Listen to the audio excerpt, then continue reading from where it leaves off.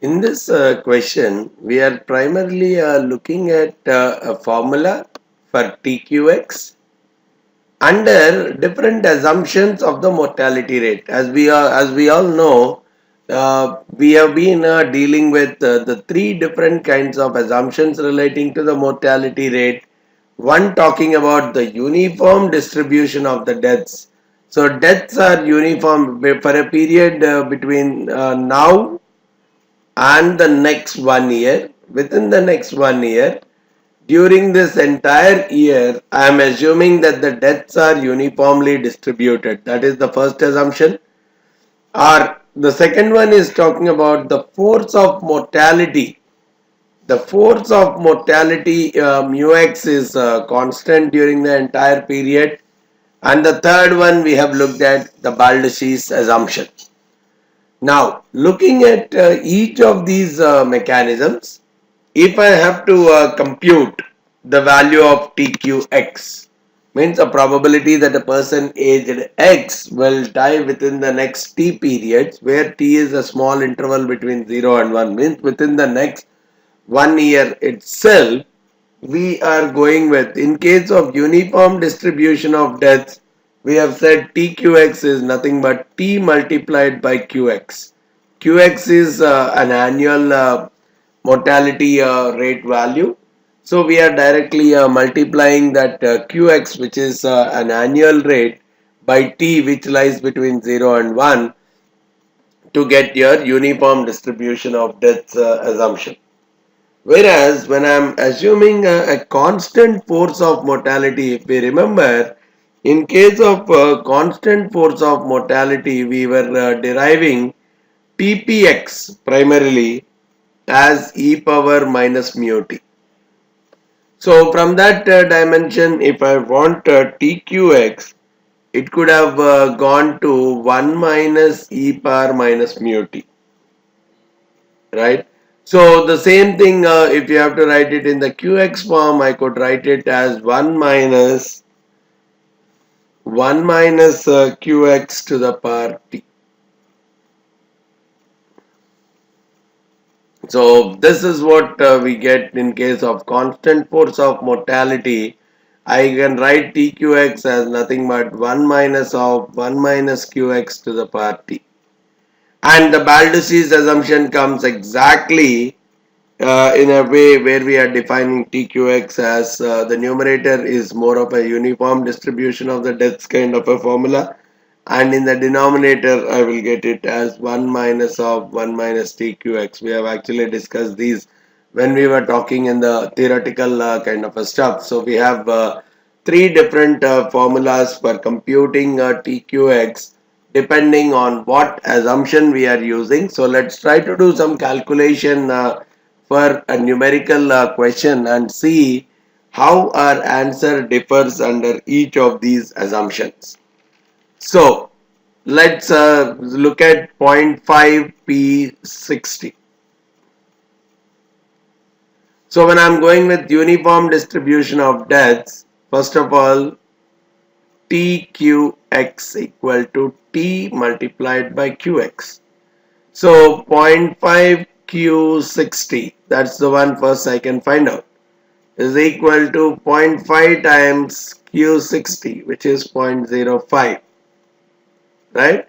0.5 Q60, first calculation that I'm going to get here is 0.5 Q60, which will work out as 0.5 multiplied by Q60. Q60 is being given as 0.05.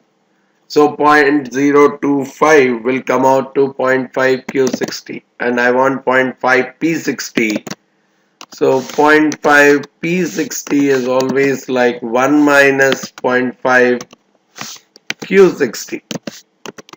So which will operate out to us as 1 minus, this is 0.5 Q60, which is coming out to 0.975. So when I'm going with uniform distribution of deaths assumption, my 0.5 P60 is operating out at 0.975. And now when I have to look at the second assumption, which is the constant force of mortality assumption. Now we got, as per the constant force of mortality assumption, when I am saying Q60 equal to 0.05, right? So P60 is nothing but 1 minus 0.05, which is 0.95. P60 is 1 minus 0.05, which works out to 0.95. And in case of constant rate of mortality, TPX is coming out to e power minus mu t. So here I can use the same assumption and say e power minus mu equal to e power minus mu equal to 0.95. So I can say minus mu equal to log 0.95. Let's see. Log 0.95,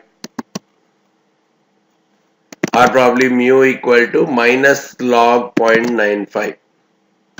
Minus log 0.95.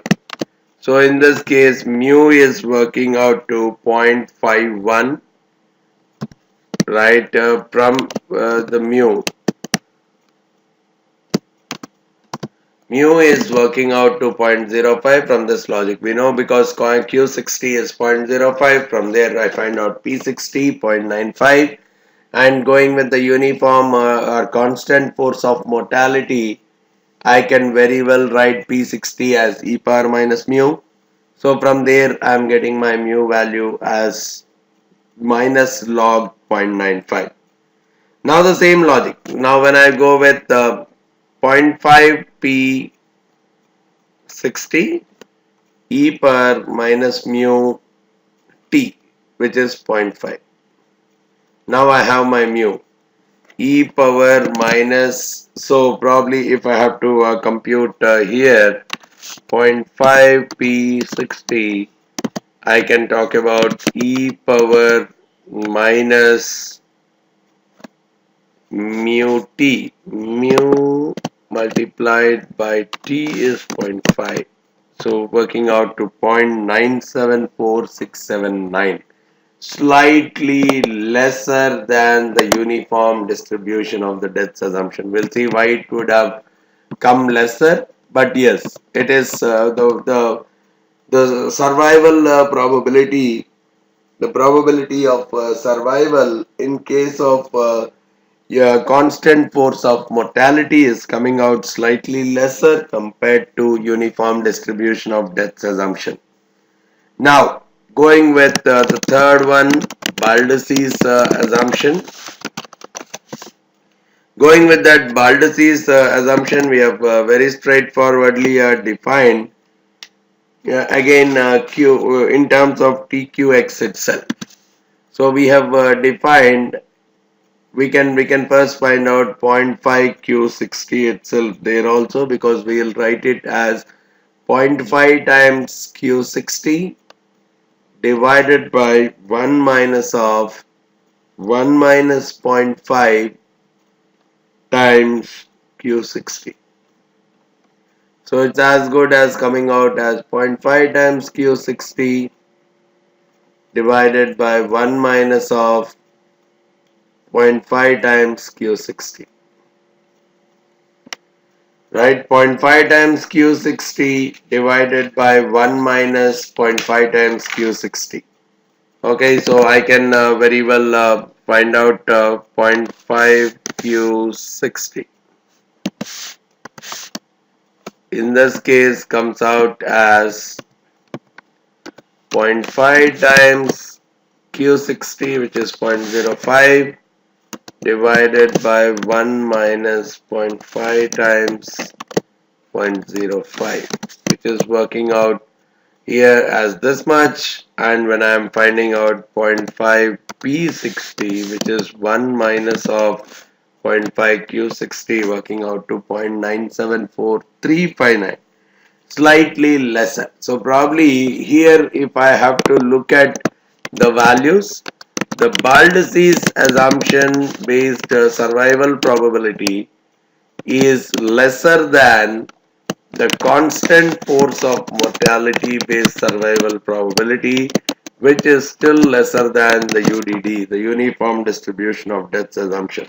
So out of all the three, we are seeing that the Baldacci's assumption is having the lowest kind of value for the survival rate, and the uniform distribution of deaths is having the highest or the largest value for the same, because here it is assuming that the deaths are uniform. Deaths are uniform is a indication that the force of mortality is increasing, because the actual number of deaths are same, but see, it's like if there are 100 people now, 5 people have died in the next 6 months, here the force of mortality probably is 5%. But if I say 5 more died in the next 5 months, in the next 1 year, then it is like out of 95 people who are left, 5 have died. So the force of mortality is 5 by 95, which is greater than 5. And again, if 5 more are dying in the next period, it's just 5 by 90, the mortality rate. So this uniform distribution of deaths is actually making an assumption that the force of mortality is increasing during this particular period. So this is talking about a force of mortality increasing between 0 and 1 years. This is talking about the force of mortality being constant over the period, and whereas the Baldacci's assumption is talking about the force of mortality decreasing. So these are the three different scenarios in which I am resorting to each of these methods. Whenever I am visualizing that during a 1 year period the force of mortality is increasing, I will use the UDD assumption.